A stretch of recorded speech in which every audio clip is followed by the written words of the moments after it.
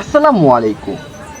শহীদী মসজিদ যা শুধু একটি মসজিদ নয়, এটি কিশোরগঞ্জের মানুষের একটি ঐতিহ্য এবং মুসলিম জনতার এক আবেগের স্থান। এটি কিশোরগঞ্জ জেলা শহরে অবস্থিত একটি মসজিদ। দেশবিখ্যাত পাগলা মসজিদের পর কিশোরগঞ্জের সবচেয়ে জনপ্রিয় মসজিদ হলো এই শহীদী মসজিদ। ঐতিহাসিক মসজিদটি জেলা শহরের প্রাণকেন্দ্রে অবস্থিত।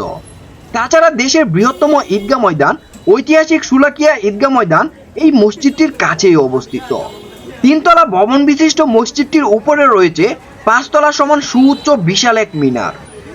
শহীদী মসজিদের ইতিহাস খুব পুরনো না হলেও এর ঐতিহ্য খুবই সমৃদ্ধ।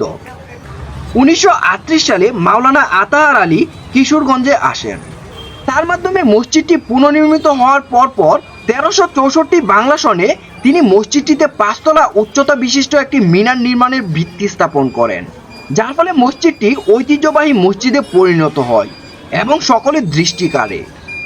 কিন্তু মসজিদটির নামকরণের পিছনে রয়েছে এক রক্তস্নাত ঘটনা, যা এই অঞ্চলের মুসলিম সম্প্রদায়কে এখনো আলোড়িত এবং উদ্দোলিত করে তোলে। এটি খুব একটা বেশি দিন আগের কথা নয়, 1940 সালের ঘটনা।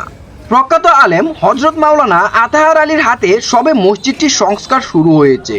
সে বছর হিন্দুরা দুর্গাপূজা শেষে তাদের বিগ্রহ মিছিল বাজনা বাজিয়ে মসজিদের সামনে দিয়ে নিতে চায়।